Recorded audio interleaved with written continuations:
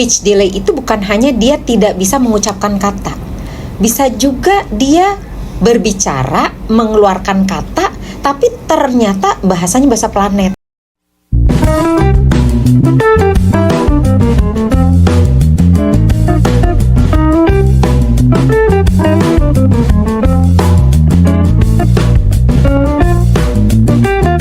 Halo sahabat Herwina, kembali lagi podcast bersama saya Nita.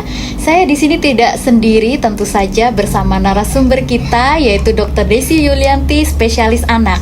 Selamat malam dokter. Malam juga. Oke, kali ini kita akan membahas mengenai speech delay ya dok. Oke, dokter, speech delay itu apa sih dok?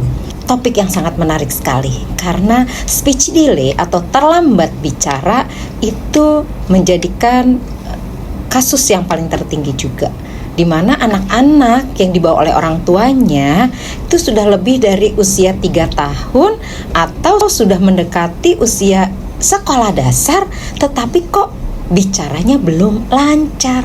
Nah, berarti ada loh tahapan-tahapannya yang kita sebut sebagai milestone anak, di mana dari mulai 0 bulan anak mungkin baru procot ngelihat lirik kanan kiri, kemudian dia sudah bisa senyum dan tertawa dan teriak-teriak itu di usia 1-2 bulan, kemudian di 4 bulannya atau 6 bulannya sudah mulai babbling, baba mama dada.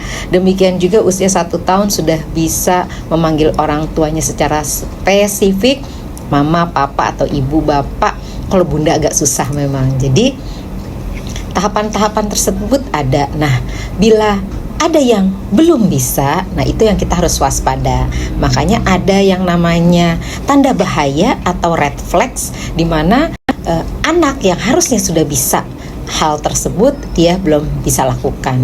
Nah, contoh nih, anak usia 2 tahun, biasanya kalau udah bisa ditanya namanya siapa, namanya Desi Yulianti, atau dia lagi sibuk menanyakan ini apa, itu apa, ini mamaku, ini papaku, sudah berupa 2 kata yang dirangkai.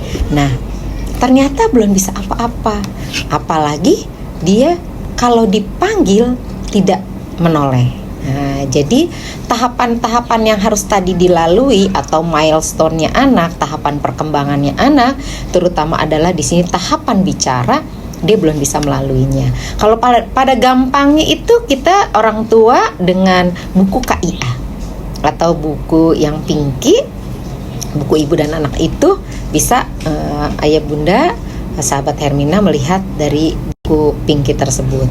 Dan kalau memang ada yang menjadi tanda bahaya atau red flag yang belum bisa, maka pada tahapan umurnya ada yang di situ dituliskan 0 sampai 29 hari, 3 sampai 6 bulan, 6 sampai 9 bulan, 12 sampai 24 bulan dan seterusnya.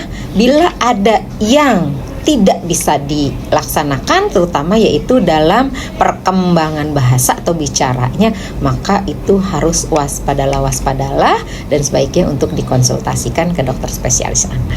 Oke, dokter, berarti speech delay itu adalah keterlambatan bicara ya dok? Iya. Penyebabnya apa dok untuk speech delay sendiri pada anak? Bisa saya jelaskan juga ini Manita, bahwa speech delay itu bukan hanya dia tidak bisa mengucapkan kata, bisa juga dia berbicara, mengeluarkan kata, tapi ternyata bahasanya bahasa planet. Apa aja baca-bacanya. Nah, ada yang seperti itu. Dan tidak kontak mata, itu nanti mengarahnya ke autis.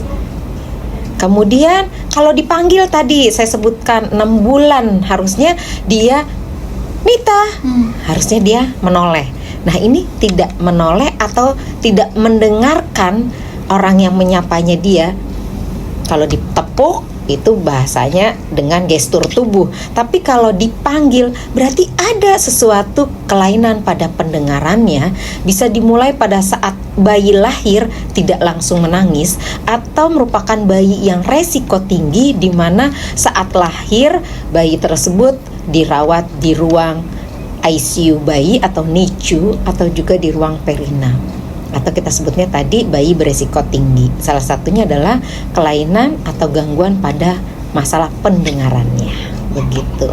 Kemudian ada lagi sih sebenarnya untuk yang faktor lingkungan, di mana kurangnya stimulasi atau anak screen time atau melihat gadgetnya terlalu banyak atau terlalu sering, sehingga untuk menstimulasi dia bicara itu kurang. Gitu, Vanita. Oke, berarti salah satunya itu ya dok. Untuk penyebabnya tadi termasuk yang sering menggunakan gadget ya dok. Betul Oke. sekali. Itu berarti termasuk cara orang tua untuk mengenali anak ya dok, dengan memanggil si anak tapi tidak merespon. Betul. Seperti itu tuh termasuk dikhawatirkan juga ya dok. Karena proses bicara itu anak harus melihat, anak harus mendengar, dan dia harus paham.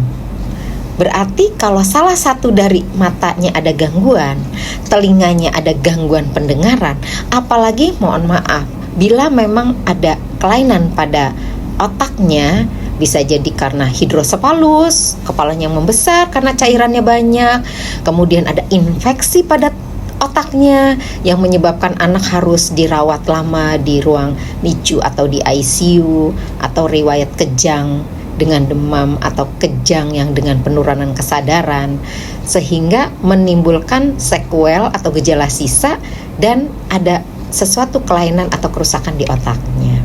Nah, itu juga bisa menyebabkan anak menjadi sulit bicaranya atau terlambat mengeluarkan kata-kata atau berbicara.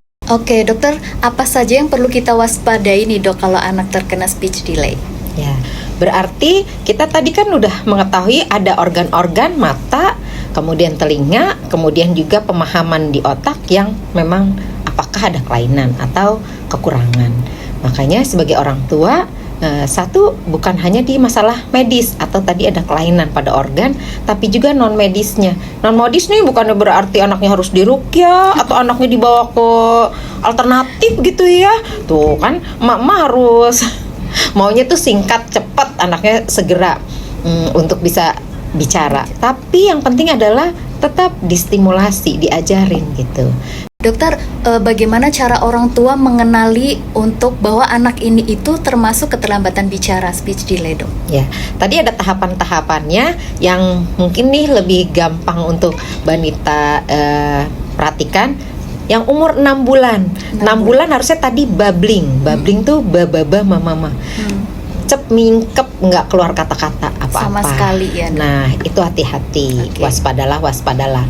Kemudian di usia 12 bulan yang harusnya sudah mengucapkan mama papa spesifik, entah itu menyebutkan jadi ibu atau bapak, pak, ibu, bu, atau mama, papa, itu yang paling gampang ya. Nah, itu belum sama sekali. Semua dipanggil mama. Ya kalau keluar mama-mamanya, ini mamanya harus spesifik. Nah, dibarengin juga pada saat usia 1 tahun tadi dia tidak bisa melambaikan tangan dada ataupun kiss bye. Ini harus 2 arah. Hati-hati nanti kita bicaranya kelainannya itu autis. Nah, jadi emang bukan hanya speech delay itu berdiri sendiri, nanti bisa ada yang lain-lain penyertanya.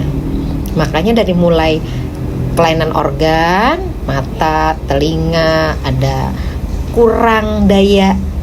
Kalau kita bilangnya bukan daya dongkrak, tapi IQ-nya, intelijennya. Nah, itu juga kurang juga bisa. Jadi pada anak-anak Down syndrome yang memiliki wajah spesifik ya, dia secara IQ-nya di bawah rata-rata. Jadi untuk belajar bahasa, belajar berbicara, belajar berjalan, semuanya juga butuh waktunya lebih lama daripada anak yang normal. Jadi tetap harus waspadalah. Oke, berarti dari tadi yang sudah disebutkan, kalau sudah menunjukkan gejala seperti itu ya dok, boleh dikonsultasikan ke dokter spesialis anak. Jadi jangan dibawa kemana-mana selain ke dokter, apalagi diruqyah ya dok. Oke, dokter, kalau untuk yang tadi kan juga menyangkut bisa juga ke autis ya dok. Selain perbedaan dari secara fisiknya dok, untuk autis sama speech delay dok, yang paling menonjol selain itu apa dok? Sebenarnya kalau secara physically untuk anak yang terlambat bicara dengan si anak autis itu nggak ada perbedaan. Iya, secara fisik. Kecuali tadi yang saya sebutkan Down syndrome. Iya. Down syndrome secara wajah memang dia seperti wajah Mongol yang seluruh dunia mirip seperti itu wajahnya. Entah itu yang rambutnya pirang, entah rambutnya hitam, entah rambutnya abu-abu. Wajahnya hampir mirip seluruh dunia. Tapi kalau untuk autis sendiri dengan kita mau bicara hanya speech delay, ini nanti bisa tumpang tindih. Karena anak autis yang memang dia kalau bahasa awamnya hidup di dunianya sendiri, kalau kita lihat dia tidak kontak mata, kemudian ada bahasa planet tadi. Secara fisiknya dengan anak yang terlambat bicara juga sama. Cuman anak autis bisa juga sebagai anak yang terlambat bicara. Oke. Iya. Tapi kalau anak yang terlambat bicara belum tentu dia anak autis. Seperti itu. Dokter, mungkin ada lagi kesimpulan yang bisa disampaikan untuk sahabat Hermina di rumah nih, dokter. Iya, jadi jangan panik kalau anaknya belum bisa bicara di usia 2 tahun. Tidak ada kata terlambat untuk menstimulasi anak dan mengkonsulkan ke dokter spesialis anak yang profesional yang akan mengkolaborasi apakah memang perlu dilakukan pemeriksaan secara detil pada matanya, pada telinganya, maupun juga kita lakukan kolaborasi dengan dokter spesialis rehabilitasi medis untuk terapi okupasinya maupun terapi bicaranya. Jadi orang tua, ayo bersama-sama untuk anak yang sehat di kedepannya, bukan hanya kita yang belajar sebagai orang tua, tapi anak juga harus kita rangkul, harus kita berikan kasih sayang, ASI, asa dan asuh, bukan hanya fisiknya saja terpenuhi, kebutuhan pertumbuhannya baik, tapi juga perkembangannya juga harus baik. Terima kasih banyak dokter atas waktunya. Sama-sama. Sampai jumpa di podcast berikutnya. Bye-bye.